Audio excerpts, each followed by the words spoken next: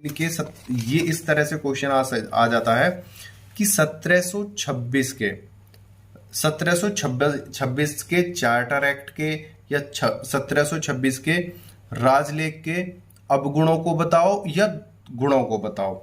अब या तो इसकी विशेषताएं बताओ, जो अच्छाई है उसे बताओ, और जो इसके दोष हैं उनको बताओ। इस प्रकार से वहां पर भी क्वेश्चन की डिमांड कर ली जाती, आंसर की डिमांड कर ली जाती है क्वेश्चन करके। तो 1726 के चार्टर एक्ट के गुण देखते हैं, पहले इसकी विशेषताएं देखते हैं, इसके कौन कौन से लाभ हैं। गुण, विशेषता, लाभ, उनको देखते हैं। ठीक है, उक्त अवस्थाओं को ध्यान में रखते हुए हम कह सकते हैं कि 1726 के राजलेख में निम्नलिखित गुण विशेषताएं थी। वो कौन कौन से हैं उन्हें देखते हैं। पहले नंबर का था हमारा सरकारी न्यायालयों की स्थापना। सबसे पहले इसमें क्या सुविधा की गई थी? सरकारी न्यायालय की स्थापना की गई थी। इस एक्ट द्वारा भारत में पहली बार, देखो भारत में पहली बार 1726 के चार्टर एक्ट के द्वारा भारत में पहली बार क्राउन न्यायालयों की स्थापना की गई। इससे पहले न्यायालय कंपनी द्वारा स्थापित किए जाते थे।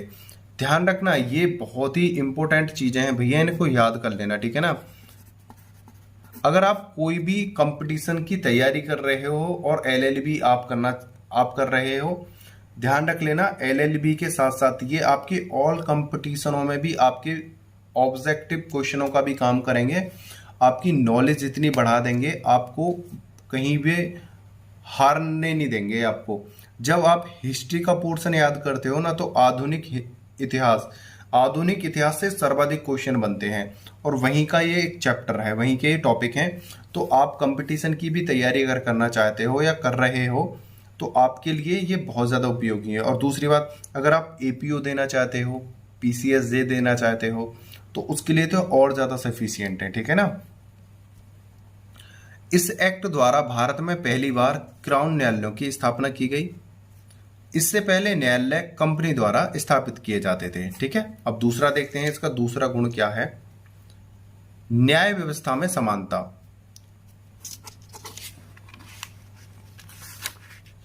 न्याय व्यवस्था में समानता, चार्टर ने अब पहली बार कलकत्ता, बंबई और मद्रास तीनों प्रेसिडेंसी नगरों में मेयर कोर्टों की स्थापना करके एक समान न्याय व्यवस्था की स्थापना की।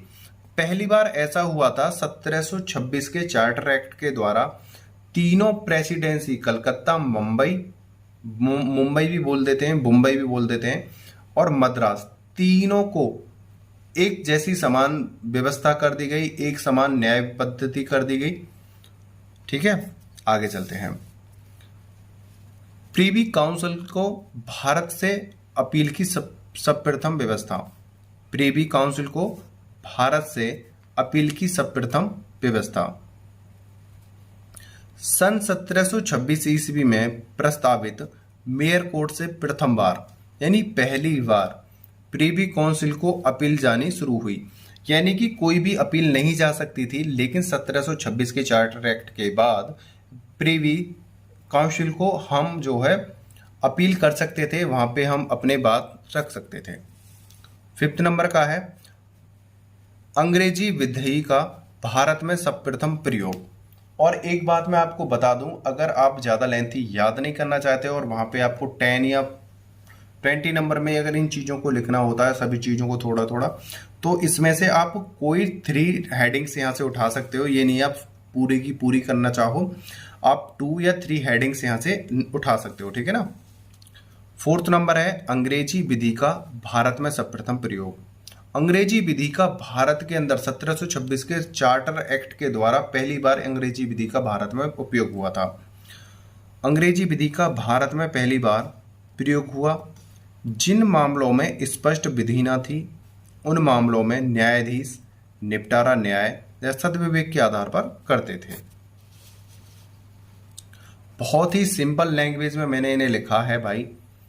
और देखो, विधान परिषद की स्थापना, राजपत्र द्वारा पहली बार स्थानीय विधान परिषद की स्थापना की, जिसमें गवर्नर अपनी काउंसिल की सहायता से विधि का निर्माण करता था। भारतीय विधि में सबसे महत्वपूर्ण विकास हुआ, जिसमें वह महत्वपूर्ण घटना व मोड़ बिंदु कहलाया तथा अपने उद्देश्य में सफल हुए।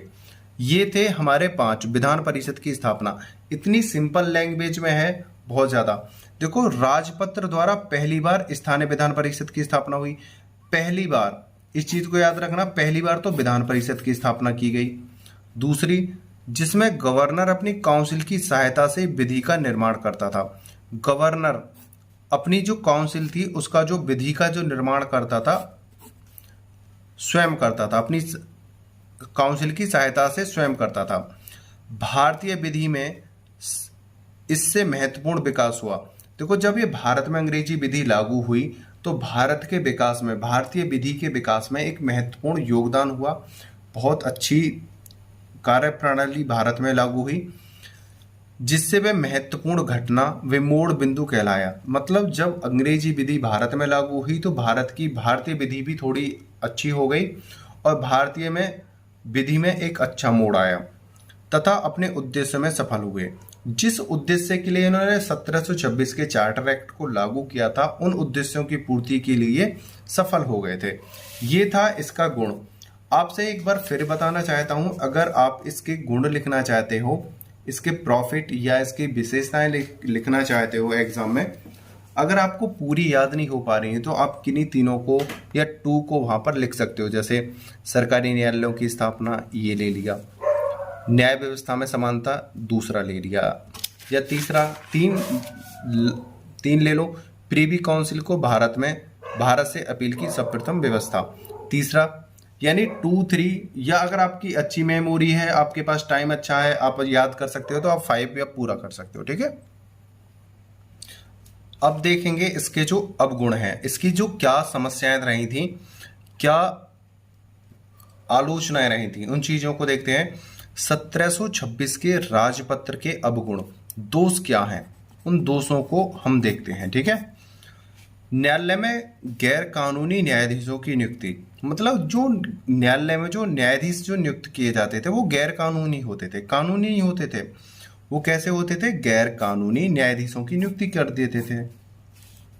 सर्वप्रथम 1726 से पूर्व व्यापारियों को न्यायाधीश नियुक्त किया जाता था। मतलब जो व्यापारी होते थे ना, उन्हीं को न्यायाधीश बना दिया जाता था। इसके सबसे बड़े अवगुण ये रहे थे कि जैसे जैसे न्यायालय बने, उन न्यायालयों में न्यायाधीशों की जो नियुक्ति होती थी, व्यापारियों को ही न्यायाधीश बना दिया जाता था। इनको न्याय व्यवस्था का और विधि का ज्ञान नहीं होता था। भाई, जो व्यापारी व्यक्ति है, अगर उसको हम न्यायाधीश बनाते हैं, उसको ना तो विधि का ज्ञान होता था और नई न्याय व्यवस्था का ज्ञान होता था। वो अपने अखंड रूप से ही न्याय प्रशासन व्यवस्था को चलाता था। इनका उद्देश्य पक्षों में सिर्फ समझौता करना होता था। इनका उद्देश्य सिर्फ समझौता कर लो और भैया यहां से जाओ। अब व्यापारी व्यक्ति है, व्यापारी व्यक्ति को आप न्यायाधीश जज बना रहे हो और आपको ना तो विधि का ज्ञान है, ना न्याय व्यवस्था का ज्ञान है, ना सद्विवेक का ज्ञान है। आप क्या करते थे? ये इनका क्या उद्देश्य था? ये दोनों जब भी कोई 2 पक्षों के कोई केस आते थे, उनका समझौता करा के उन्हें वापस भेज देते थे। ये इनके सबसे बड़े दोष थे। यानी किसी भी व्यक्ति को संतुष्टि नहीं मिलती थी, समझौता कराया, भेज दिया। 1726 के बाद भी मेजर न्यायालयों को व्यापारियों के संरक्षण में छोड़ दिया। मतलब 1726 की जो से पहले की जो कमियां थी उसको दूर करने के लिए 1726 के राजपत्र को लाया गया। 1726 से पहले की जो समस्याएं थी उनको दूर करने के लिए 1726 का राजलेख पत्र लाया गया अपील के आधार पर। उसके बावजूद भी 1726 में इन कमियों को छोड़ दिया कि व्यापारियों को ही न्यायाधीश बना दिया जाए, उन्हीं के द्वारा समझौते कराए जाएं, उन्हीं के द्वारा न्याय दिया जाए और उन्हीं को ही नियुक्त करते रहें, व्यापारियों को ही। ठीक है, 1726 के बाद भी मेजर न्यायालयों को व्यापारियों के संरक्षण में छोड़ दिया। जो न्यायालय थे, जो न्यायाधीश थे, व्यापारी थे और उन्हीं के अंडर में व्यापार को छोड़ दिया गया। इसी कारण चार्टर एक्ट 1726 का उद्देश्य पूर्ण ना हो सका।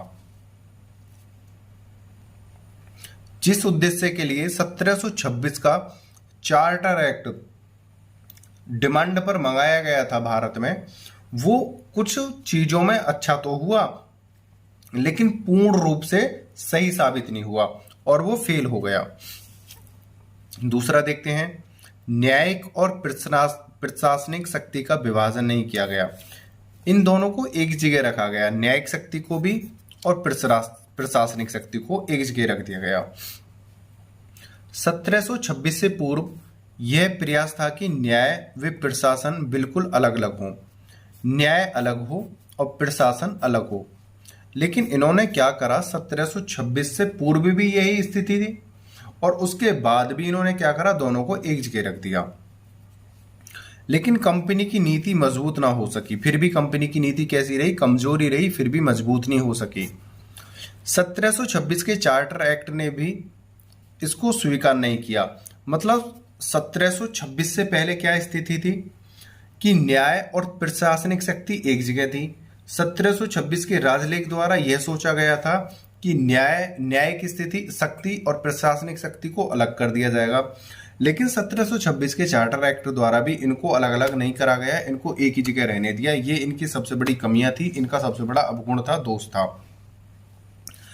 इसमें केवल प्रेसिडेंसी नगर की सर्वोच्च प्रशासनिक इकाई गवर्नर एंड काउंसिल को फौजदारी अदालत के रूप में पुनर्गठित किया। मतलब 3 प्रेसिडेंसी थे, लेकिन उनमें से जो फौजदारी मामलों के लिए जो था वो गवर्नर एंड काउंसिल को ही नियुक्त करा गया था। दीवानी मामलों में मेयर कोर्ट से अपील गवर्नर इन काउंसिल को जाने की व्यवस्था की गई। इसमें सबसे बड़ी जो समस्या थी, दीवानी मामलों में मेयर कोर्ट से अपील गवर्नर इन काउंसिल को जाने की व्यवस्था की गई। ये इनका सबसे बड़ा अवगुण था। उम्मीद करता हूं इसके अवगुण भी आपको अच्छे से समझ में आए होंगे। अगर वीडियो आपको अच्छी लगी है और वीडियो ने आपका अच्छे से मन लगाया है, क्वेश्चन को याद अच्छे से कराया है, तो उसके लिए आप एक छोटा सा कमेंट और एक लाइक कर दीजिएगा। और अगर आपने अभी तक चैनल को सब्सक्राइब नहीं किया है तो प्लीज़ भाई कर लो, क्योंकि आप जब तक लॉ के फील्ड में हो मैं आपके लिए कुछ ना कुछ आपके लिए मटेरियल लाता रहूँगा। और आप जब तक LLB के ऑल सेमेस्टर की तैयारी करोगे मैं आपको प्रोवाइड वीडियो कराता रहूँगा। तो इसलिए आपकी पूरी तैयारी 6 सेमेस्टर की और लॉ से रिलेटेड अलग चीज़ें भी मैं आपको प्रोवाइड कराता रहूँगा। तो इसलिए आप यूट्यूब चैनल को प्लीज़ सब्सक्राइब कर लो और ज़्यादा से ज़्यादा मात्रा में भाई अपने कॉलेज ग्रुप एंड फ्रेंडों को प्लीज़ बताइए, ठीक है। आपको वीडियो अच्छी लगी उसके लिए धन्यवाद, और कमेंट करके बताओ। और आपने वीडियो को अंत तक देखा उसके लिए धन्यवाद। टेक केयर, बाय बाय, जय हिंद, जय भारत।